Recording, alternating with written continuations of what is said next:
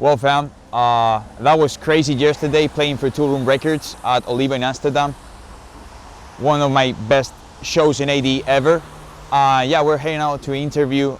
Looking forward to that because it's a really nice place. And Versus, which is the guy that's doing the interview, it's a very good friend of mine. So yeah, let's go there and see you guys now. Yo, what's up everyone? This is Versus and welcome to another episode of Party Starter Radio Live. I'm super pumped. I got one of my good buddies. I've known him for a couple years now. We got the boy Crucy with me today. Yo, what's up, how are man? you, man? Yeah, everything good? Good, man. Yeah. Welcome to Amsterdam. How's everything been with you? Wow, it's super sick, man. It was like crazy. My busiest year. Yeah. I'm very happy to be here. I played a few shows. Played later today again.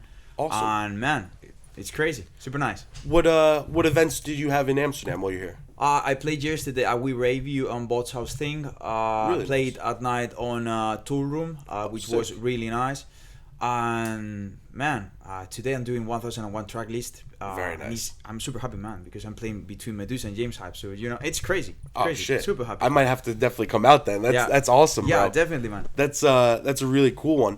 And then we were just talking a little bit too, because we've linked up. I think 2017, 2018, maybe even 2019. Yeah. And now like this year, like you were saying, you really have like stepped into your lane and your sound and everything. Yeah. What's it been like now? Like you started off with the early release on Toolroom Selecta in January. I think I told you, Mala, everybody started Yeah. playing that one out, John Summit. What's it been like working with Toolroom and now like really going into like what you want to be pushing forward for yourself? Man, that was a game changer. Like Yeah. I've been making music for so many years. Yeah. And I wasn't happy. I was happy with my sound, but I wanted to make something else. I was like every single day thinking, is this where I want to be in 12 years? Is this where I want to be in 15 years? Yeah. And I was happy, but not happy enough. So I started making another type of music, and I stepped more into the underground scene. And Toolroom was one of the labels to work with. Yeah. So I sent this song, which I almost made in like 4 hours. Wow. Which is a very simple track, Yeah. But I was like, man, this works. I sent it to the team, and it was like 30 minutes later, I got the email back, like, we're signing this. Oh wow. I was like, man, What it a was day. crazy, man. Yeah. What a day. Yeah, it was super nice. I got the email back. I went to celebrate it with my friends. Yeah. But I didn't know that track was going to be their track, Yeah. Since the release, I saw John Summit playing it, Dombresky, Mala, as you said. Yeah. And that was the song that changed it all. So it was super nice because after that, the guys from Toolroom, which are really nice and like they're like a family. Yeah. They started asking me for more songs and they were like, do you have more of this sound? Can we do more things because we want to support you? Yeah. It was like a dream, man, because Mark has been always one of my favorite artists. Yeah. So it was crazy, man. That was crazy. That's so awesome. And was there any inspiration for that record, or were you just kind of messing around and? Yeah, there actually was. I wanted to make something that every DJ could play because I felt that in my sets when I needed a song that was like I would say in Spain like a Joker, that Joker track that works everywhere. Every single time I played that type of song was by another artist. Yeah. So I was like, I want to have one of mine, and I started writing that record. And I was like, man, this can work. But Definitely. I didn't know what was going to happen later, of course. For But, sure. Yeah, but that was the thing. That's so awesome. And I think honestly, like even for myself, I think like some of my best ideas come from that. When you kind of have an idea of what you want to do with your set, but then you sit down and like you just try and execute it, and you keep it really about like just a cool idea. You don't overthink it too much. And with that one too, it just like again, the Mala show in Vegas has probably been one of the most high energy ones we saw. That record went off, bro. It was like I think my manager has a video. Somebody had like their own red light, and they were making dance circles. And during that, everyone was just whoa, bouncing up and down. Crazy, man. That was crazy.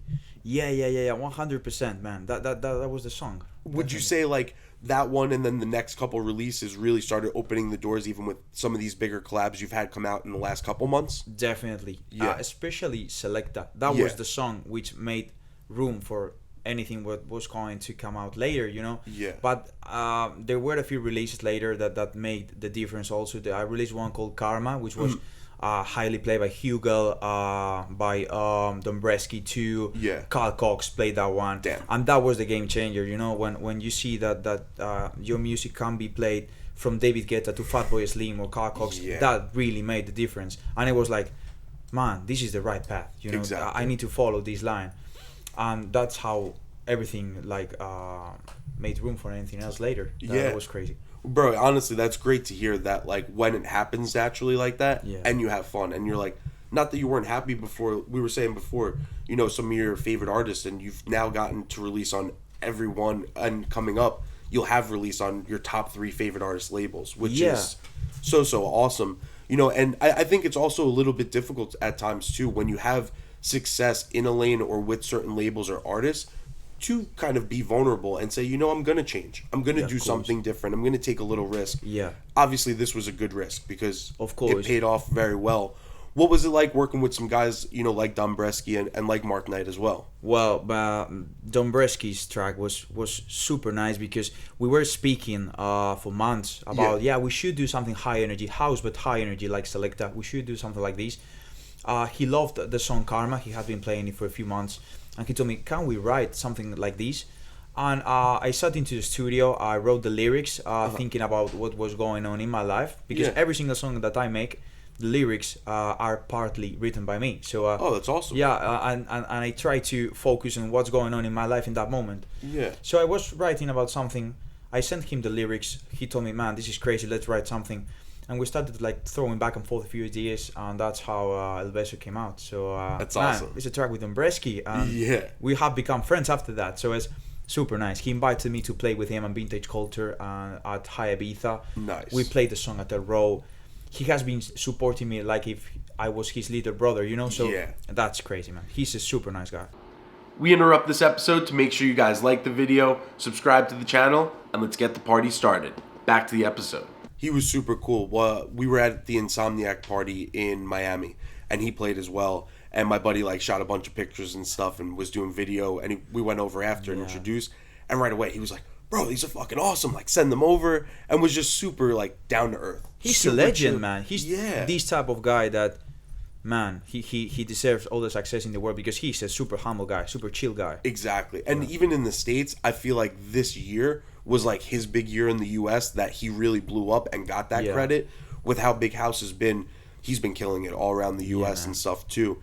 You know, and then, I mean, going one step further, I've had some good contacts with some of the Toolroom guys too. They've been nothing but awesome. Like, even like before the pandemic, I was really like going in that direction pretty heavy. And I was like maybe starting a side project that was like, at the time, I feel like those sounds actually fit better now. But it was very like, I don't know, a little bit different, a little bit warehouse underground. Yeah. But every single time I sent something, they heard potential. They took the time and wanted me, even if they didn't sign it, they wanted to get the record to the best point they could even help me with. And they didn't owe me anything. You know, like I was just sending random demos. Then I got to meet them out here. So what's it been like kind of being a part of that Toolroom family and then getting to sit in the studio with, you know, one of your idols like Mark Knight as well? Well, speaking about the family, it's like that exactly. It's a family. They do things that no other record label does because in my opinion they are not a record label. They are like a record company. They say it the same way. I think they take the time to think about you, to help you, and to try to bring you into the spot that they think you deserve. And that was crazy with me because you know, it's hard to say it, but in my country, it's very difficult because people don't believe in you easy. And I was like, man, in my country, I don't get any attention. And my idol wants me to step it farther, you know, and he helps me. How crazy is that? That your idol has to come to say, man, come with me. Let's do things together. And they do like that as a family. They help you to go to the next level. Even if they don't sign the track, as you said, they want you to be a better artist, a better person, you know? Exactly. And that's how they treated me during this time. And speaking about Mark Knight, well, that was one of my favorite days in my life. Because I think Mark Knight is the only DJ I have asked a picture in the street. He's the only one. Because I saw him at Ibiza's airport, and it was like, man, you're Mark? I'm a fan of your music. Can I take a picture with you? We took the picture together at the airport. And man, 4 years later, he invited me to his studio to make a song together. And I remember the time that I was sitting in the studio with him, and I was looking at the right, and I was like, man, I'm producing a track with Mark Knight. What's going on here? Really? This is crazy. And he's a super humble guy. Yeah. Super chill guy. He tries to help you. He presented me to his manager. Now he's my manager too. It's awesome. Man, it's crazy that a person of his level takes you into the family like that, man. And I'm so thankful to that. That was a crazy day in London. For sure. Yeah. And I mean, it's very well deserved by you, man. I mean, I've been following your stuff since the Protocol samplers, years. Years ago. Yeah. We had a conversation, even me and yesterday, with Mr. Sid. And, he was talking about a little bit about that with his own experiences with some different labels.